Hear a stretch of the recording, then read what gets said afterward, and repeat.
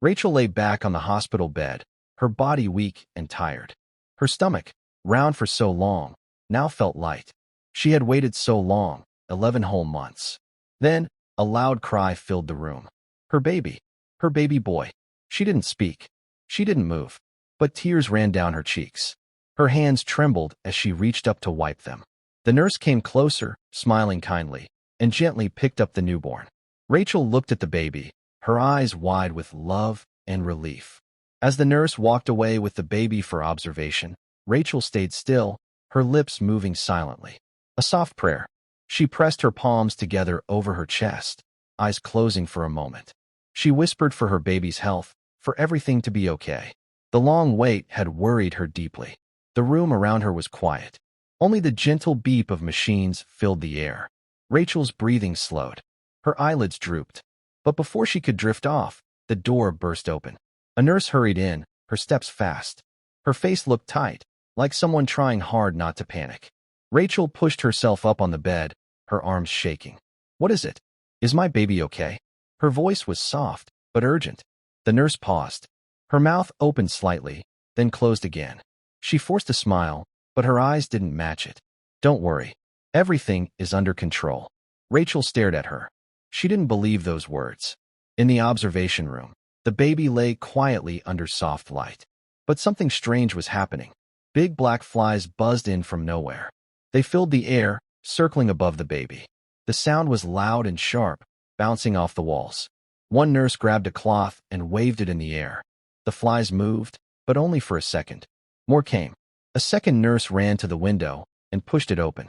The air rushed in, but the flies stayed. A third nurse covered the baby with a clean white blanket.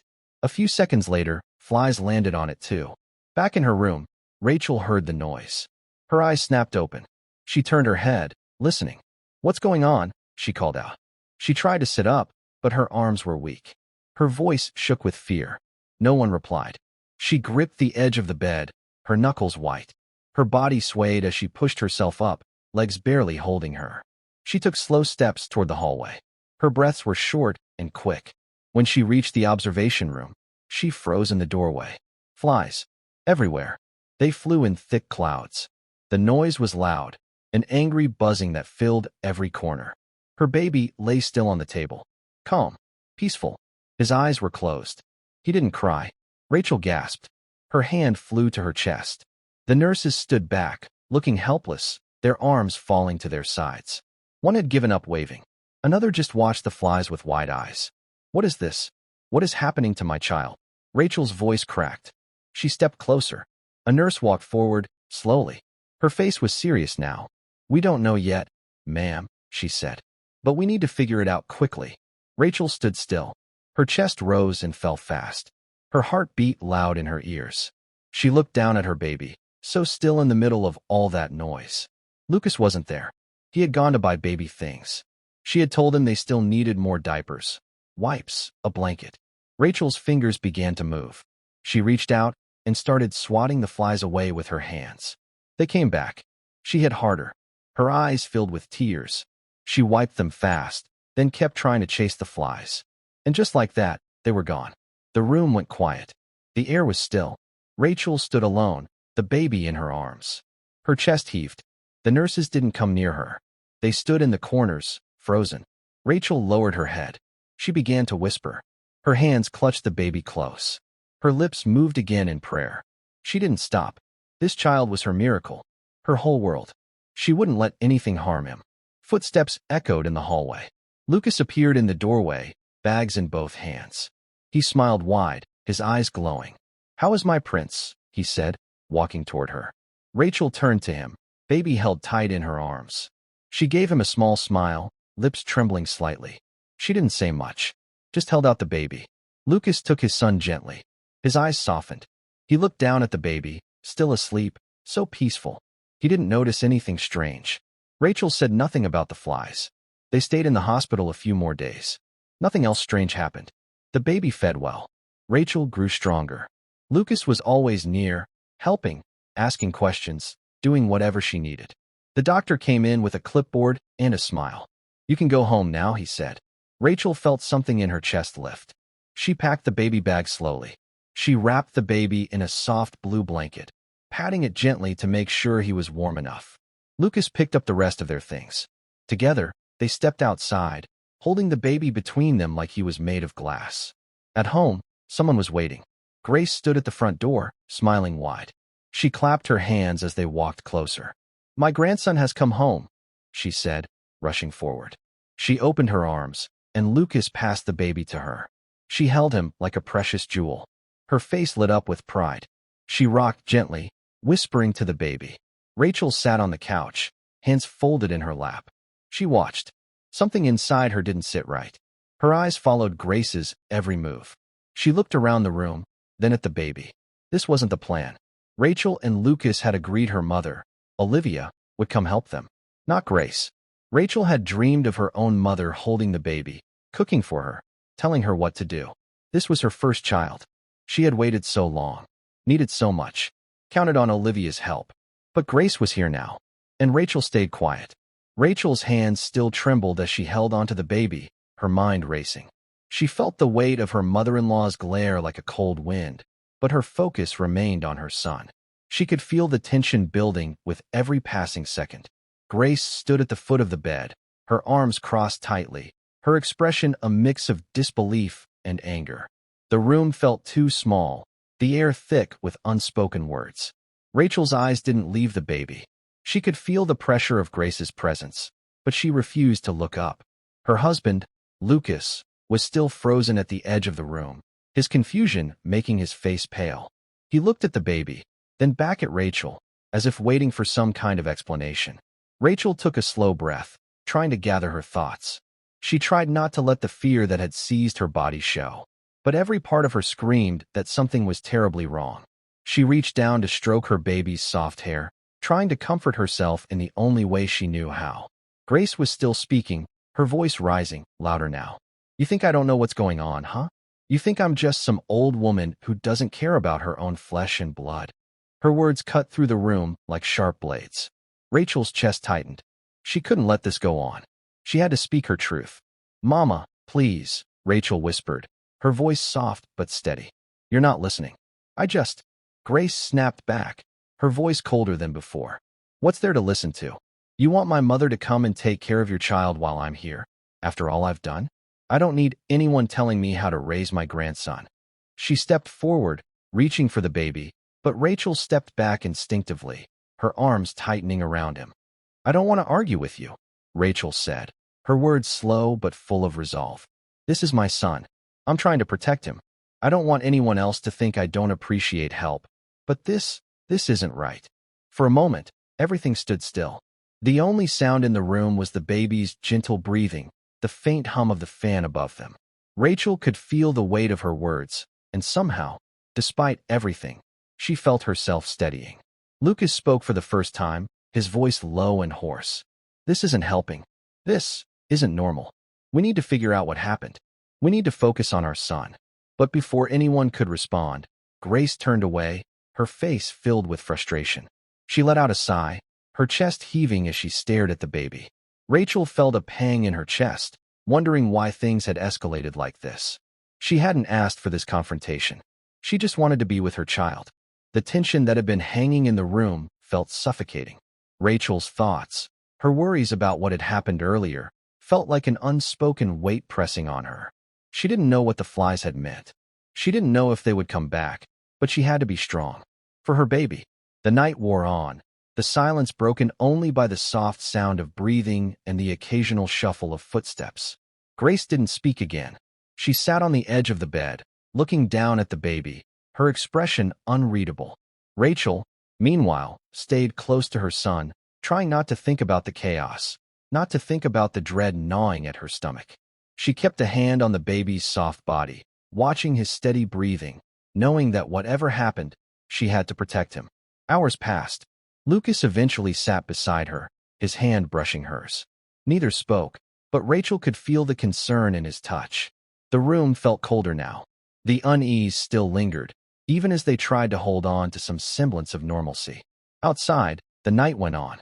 But in that small room, it felt like everything had shifted, like something dark had passed through them. And there was no telling what would happen next. The tension continued to hang thick in the air, waiting for the next strange twist. The next morning, Rachel stepped into her baby's room, but her body froze when her eyes fell on a man she had never seen before. He stood tall, dressed in traditional clothing, holding a calabash in one hand. His voice echoed in the room as he chanted in a language Rachel didn't understand, each deep, rhythmic sound making her skin crawl. A chill ran down her spine. What was going on here? Her breath hitched in her throat as she stepped forward, questioning, "What's going on here?" Turning sharply, she found Grace standing behind her, casual, as though nothing was unusual. "We brought him here." Grace's voice was steady, unaffected. "He's here to uncover the truth about the baby. Something isn't right, and we need answers." Rachel's chest tightened. A hot rush of anger mixed with disbelief flooded her veins. She moved quickly to the bed, grabbed her baby from where he lay peacefully, and pulled him into her arms, holding him tightly against her chest. "Get out of my house." Her voice cracked the silence, echoing off the walls. The force of her words startled everyone in the room. The man's chanting faltered. His eyes widened, and his body jerked in strange, unpredictable movements. He spun around in circles, running frantically as if his body had betrayed him.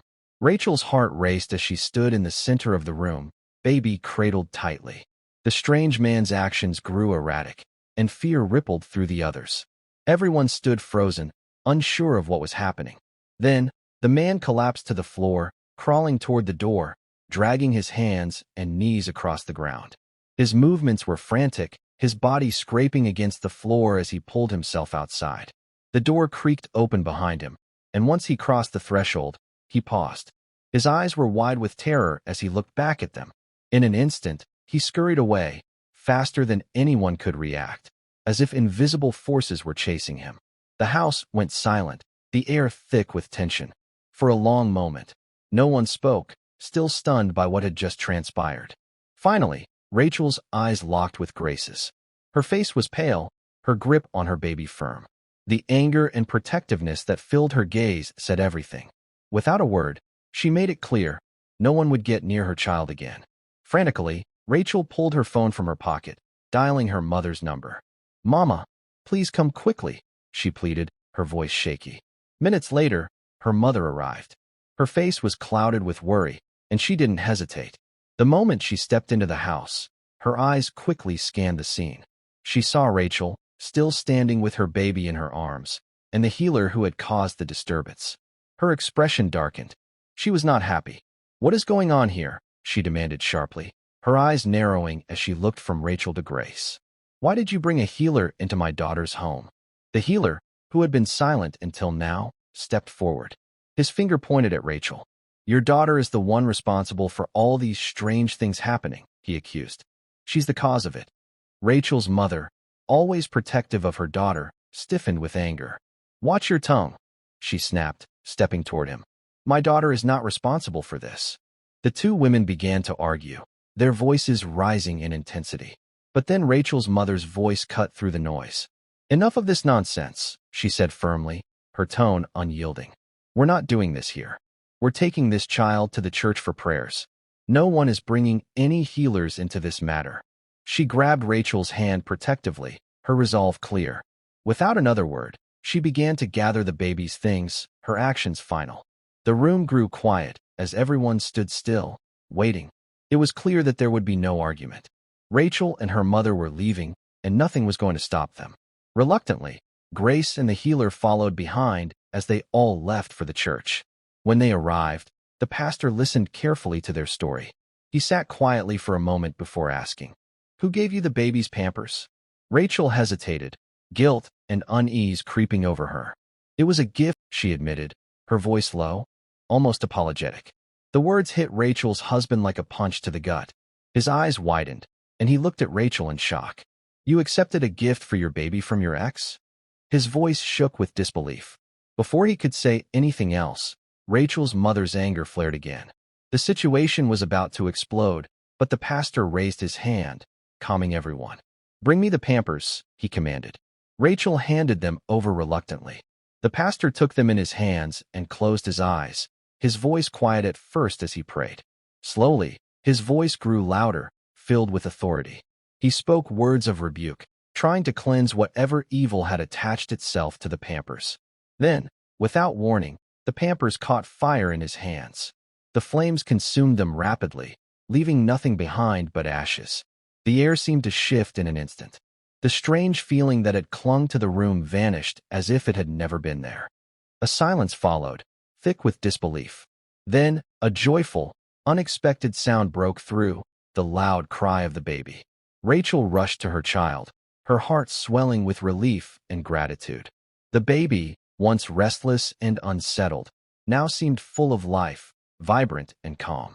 Tears welled in Rachel's eyes as she hugged him close to her chest.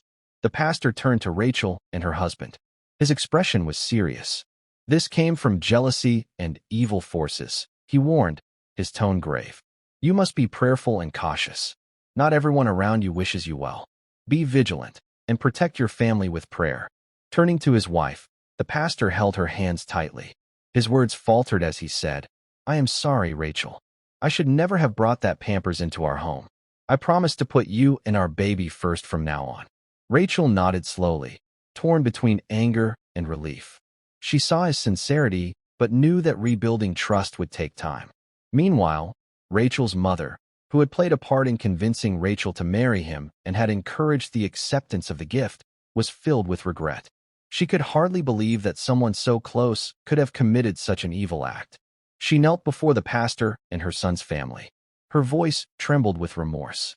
Please forgive me, she pleaded. I didn't know it would bring harm. The family, reflecting on everything, began to forgive each other. Slowly, the tension that had been building started to melt away. They embraced, the warmth of their reconciliation filling the room. The lesson they had learned wasn't just about the danger of jealousy or evil.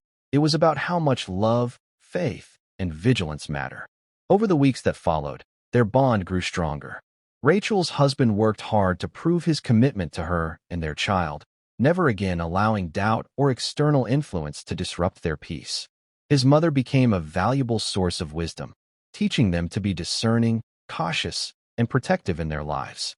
The baby, once restless and struggling, grew stronger each day under their careful, loving care. The house, which had once been filled with tension, was now alive with the sounds of laughter and love. And though the family had endured a trial, they had come out stronger, wiser, and more united than ever before. They never forgot the lesson they had learned, to always prioritize faith, love, and vigilance in protecting what matters most. The next few days after the miraculous event were filled with a sense of relief, but the family knew they had a long road ahead of them. Rachel's husband worked hard to regain her trust. He spent more time with her and their baby, making sure that he was present in every moment. His once distant nature seemed to fade, replaced by a tenderness that Rachel had longed for. The house, which had felt so tense just days earlier, now buzzed with a new energy. The baby, now peaceful and full of life, would gurgle and giggle as Rachel and her husband spent time together, taking turns rocking him or playing with him. Rachel's mother, ever watchful and protective, would often come by, bringing with her home-cooked meals and advice. Sometimes, she'd sit quietly with Rachel, watching the baby as he drifted off to sleep, both women silent in their shared bond of love. Grace, too, visited more often. Her presence, once a source of confusion and doubt, was now a comfort. She would often sit with Rachel, talking about life, motherhood, and the ups and downs of family. There was a deeper understanding between them now, built on the foundations of what had happened. They had both seen the darkness that jealousy and envy could bring, and they knew that the only way forward was together, supporting each other. One afternoon, as Rachel sat in the garden with her baby, Grace joined her, bringing a fresh batch of herbs. These are for your tea, she said, setting the small bundle down on the table between them. It helps calm the mind. Rachel smiled warmly at her, appreciating the gesture. Thank you, Grace, Rachel said softly. I know it hasn't been easy. I'm grateful for you being here through all of this. Grace nodded, her expression serious. I should have been more cautious. I never meant to put you in danger, Rachel. We all have our part to play, don't we? But I'm glad we found our way through this. Rachel's eyes softened as she looked down at her baby, now fast asleep in her arms. We all learn the hard way sometimes. Weeks passed, and the family's bond only grew stronger. Rachel's husband proved his commitment daily. He took on more responsibilities in the house, and his love for their child became evident in everything he did. He would gently rock the baby to sleep, sing lullabies to him, and speak about the future he dreamed of for their family. He understood, now more than ever, how fragile life could be and how important it was to nurture the relationships that truly mattered. One evening, as the sun began to set and the family gathered for dinner, Rachel's mother, who had been more reserved lately, spoke up. She looked at Rachel with a calm expression. "I've been thinking," she began. "We need to give thanks. We need to acknowledge the grace we've received." Rachel nodded, glancing at her husband, who was already looking back at her. He reached for her hand, squeezing it gently. "You're right," Rachel said. "We've been through so much, but we've made it through because of each other and because we've learned to trust in the right things." The family gathered around the table, hands held together in a circle. Rachel's mother said a quiet prayer, asking for continued protection and strength, for their family to remain united and their hearts open to one another. As the days turned to months, the once uneasy household transformed into a place of peace and warmth. The laughter of the baby echoed through the halls, filling the home with joy. Rachel, once haunted by fear and confusion, now found peace in her heart. She had learned that love, faith, and a willingness to forgive were the most powerful forces in her life. The lessons learned during those difficult days stayed with them. They were more cautious in their relationships, more thoughtful in their choices, and more trusting in their faith. They knew that life would always have its challenges, but they were ready for them. And so, as the years passed, Rachel, her husband, and their baby grew, surrounded by love, wisdom, and the understanding that the most important things in life were the bonds they shared. They never forgot the strange man who had entered their lives, the healer whose words had once caused fear and confusion, but instead of letting that memory be one of bitterness, they used it as a reminder to protect what mattered most. Their story became one of hope and renewal, of a family that learned to rise above adversity. In the end, they were not just survivors of a challenging time. They were stronger, closer, and ready to face whatever life had in store for them next. I hope you enjoyed today's story. If you did, subscribe to the channel so you don't miss more stories like this. Leave a like and comment below to share your thoughts. See you in the next video, and don't forget to share it with friends and family who love heartfelt tales.